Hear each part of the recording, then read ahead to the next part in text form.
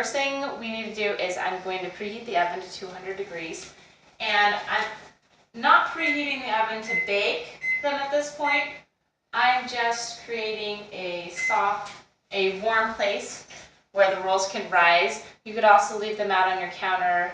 If you're leaving them out on your counter, just make sure that your kitchen isn't drafty, it's not cold, because if it is, they won't rise a lot. But we'll talk more about roll rising later. The next thing we're going to do is we're going to soften the yeast. There are a lot of different kinds of yeast out there. I'm just using Fleischmann's active dry yeast. There's also bread yeast, quick rise yeast, brewer's yeast. You just get the plain old vanilla active dry yeast. That will do it. Okay. We're going to get 1 tablespoon of yeast. Can you get 1 tablespoon of yeast and put it in? This is half a cup of lukewarm water. Yep, that's the tablespoon. Go ahead. We're going to get a little bit more full. There you go. Okay. Okay, and then once it's in, give it a little stir. This wakes the yeast up so that when you put it in your bread, it's ready to rise. Yeah, give it a good stir. The next thing we're going to do is we have 2 cups of milk here, and I'm going to microwave it for 40 seconds to get it nice and warm. You could also use water and powdered milk if you have that on hand. I'm using whole milk because I have toddlers in the house and I have whole milk, but you could also use skim milk or 1%, any kind of milk will work. Finished. Okay, thanks for doing that. While we wait for the milk to heat up, I have half a cup of melted butter that we're going to pour in our big bowl. You want to pour it in the big bowl? Go ahead. Okay, and I also have 2 eggs here. We're going to crack them first in the small bowl to make sure we don't get any eggshells in there, and then we'll add them to the big bowl.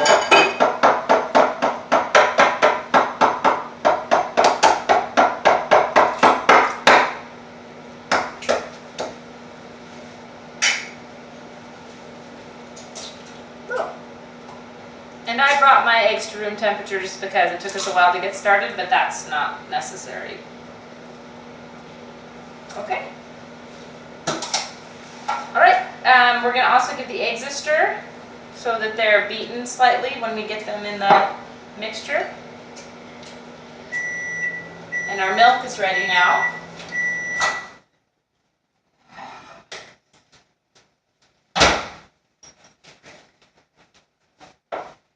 Okay, you want to pour the eggs and the milk into the bowl? Yes, but I want to do the egg. Okay, first we're doing the eggs. Okay.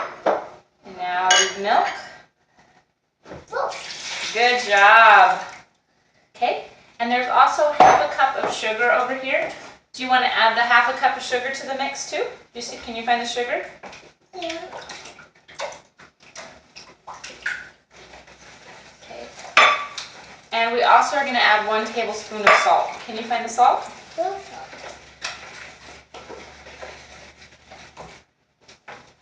I'll help you. All right. Do you want to pour or do you want to hold the spoon? Pour. Okay.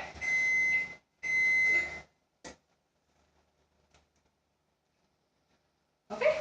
You want to put it in? Yes. All right. And my oven just finished preheating. I'm gonna just turn it off. So the oven is nice and warm now, and we're ready to add our yeast. Okay. You want to add our yeast in? Yeah. That one right there. That's our softened yeast.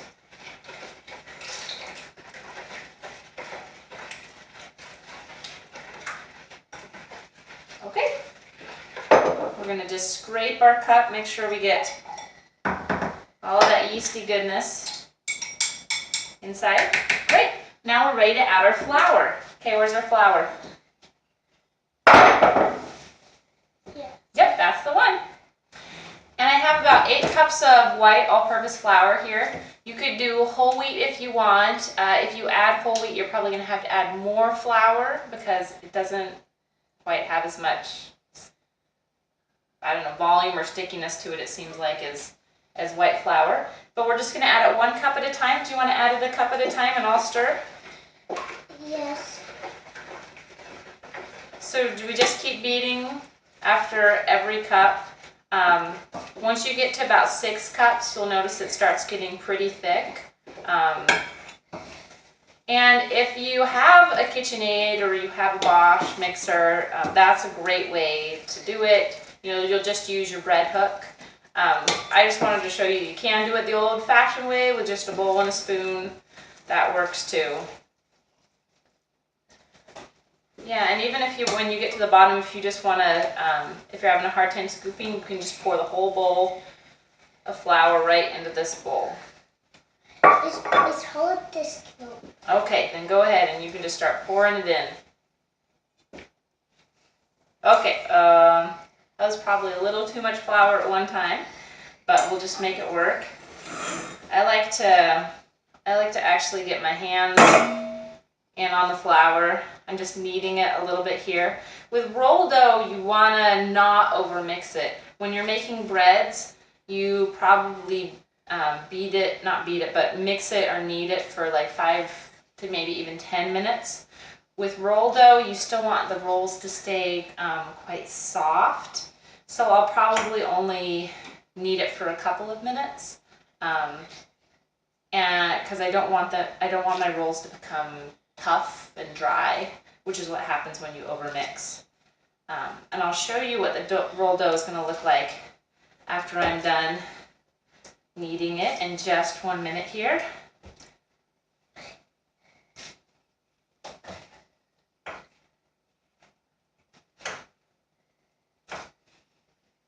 I'm going to show you. So when you knead it, you just kind of push it down and pull one side over the other and then push it down again. So it's just a push and a pull. I think I actually got too much flour in there. So you can see this is kind of about the consistency, and you want to mix it well. It's not like a quick bread where you just want to mix it until it's just barely combined. You do want to mix it once it's fully combined for another couple of minutes, but you probably just don't want to mix it as much as if you were making like a bread or a bagel. It will be quite sticky, as you can see, when you're finished kneading it. Okay, and I actually need to get one more bowl. Okay, so I've cleaned out my original bowl, and I have my dough here, and you can see it's quite sticky. It does have form to it. It won't just slop all over the place. That's a good consistency for your dough. Next, I'm going to take about a ½ cup of vegetable oil and pour it into my clean bowl. And swirl it around.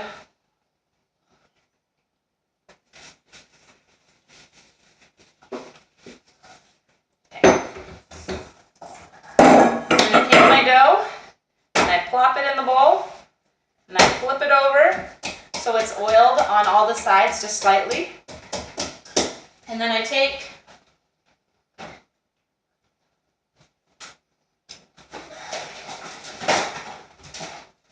little bit of plastic wrap. You could also use a slightly damp towel, kitchen towel that is, cloth towel. But I'm going to use Saran wrap, and I just cover it up. That's to keep all the moisture in it while it's rising. If you remember from the beginning, I took my oven and I preheated it to 200, and as soon as it beeped, I just turned the oven off. This is going to be my rising time. And now, actually, what I'm going to do is I'm going to take and I'm going to feel inside the oven. And I think it's still a little bit too warm. I'm just going to let some of that hot air out, because I just want it to be warm.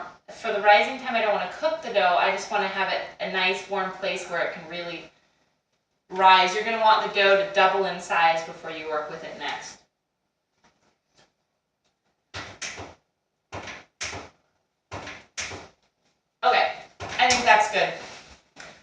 it's just gonna be warm. You don't want it to be hot. And then I take my dough, roll with the saran wrap on top, and I just set it in the oven. I'm gonna actually let it air out just a little bit more even. And I'm gonna let it rise. And I'm guessing it's probably gonna take about 40 minutes to do that, so I'll just set my kitchen timer and I'll check it in 40 minutes.